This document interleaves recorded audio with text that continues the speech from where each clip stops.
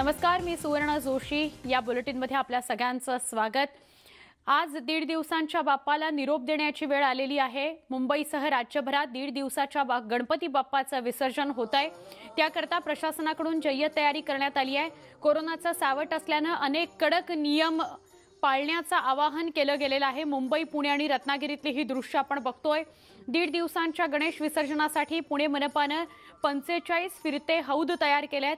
त्याचं औपचारिक उद्घाटनही करण्यात आलंय. रत्नागिरीच्या मांडवी समुद्रावर 1.5 दिवसांच्या बाप्पांना निरोप द्यायला सुरुवात झालेली आहे. यावेळी विसर्जन करताना गणेश मूर्तीसोबत फक्त 2च व्यक्तींना परवानगी दिली गेली आहे. शिवाय समुद्र किनाऱ्यावर गणपतीची आरती करण्यासही बंदी घालण्यात आलेली आहे.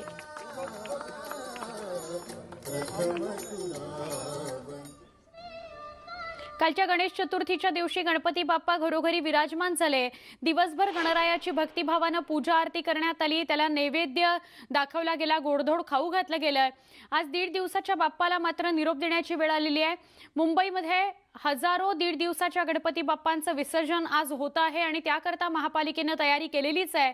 मात्र कोरोनाचं सावट असल्यानं अनेक कडक नियम लागू करण्यात आलेले आहेत आणि मुंबईकरांनी सुद्धा त्याचं काटेकोरपणे पालन करायचं आहे.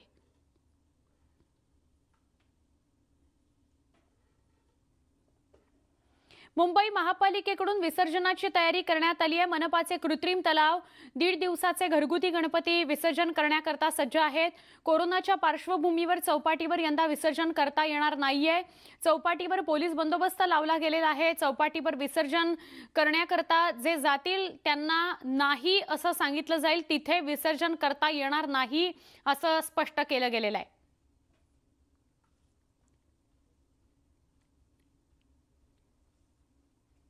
आमचे प्रतिनिधी सागर कुलकर्णी यांच्याकडून आपण अधिक माहिती घेऊया. सागर, कोरोनाचं संकट घोंगावतंय. 1.5 दिवसाच्या गणपतीचं आज विसर्जन आहे. मुंबईतल्या व्यवस्थेविषयी आपण काय अधिक माहिती द्याल? मुंबईतील वेगवेगळ्या चौपाटींवर नेहमी 1.5 दिवसाचा हजारो गणपतींचं विसर्जन होत असतं. यंदा मात्र कोरोनाच्या पार्श्वभूमीवर मुंबई महापालिका आणि मुंबई पोलिसांनी विसर्जन चौपाटींवर समुद्रांमध्ये करता येणार नाही असं स्पष्ट केलेलं आहे. साधारणतः 160 पेक्षा जास्त कृत्रिम तलाव मुंबई महापालिकेच्या वतीने उपलब्ध करून देण्यात आलेले आहेत. आणि सगळ्यात महत्वाची गोष्ट म्हणजे चौपाटीवर विसर्जनासाठी लोकांना येऊन दिलं जात नाही आहे. मुळातच विसर्जनासाठी 2 ते 3 पेक्षा अधिक लोक नसू नये, तसंच ढोल ताशांचा गजर करत आवाज करत यायचं नाही. या सोशल डिस्टन्सची नियमावली पाळावी अशा स्वरूपाचं आव्हान देखील महापालिकेने केलेलं आहे. तुर्तास तरी हळूहळू गणपती आता विसर्जनासाठी येत आहेत. घरगुती गणपती आहेत, त्यामुळे फारशी गर्दी आता दिसत नाही आहे.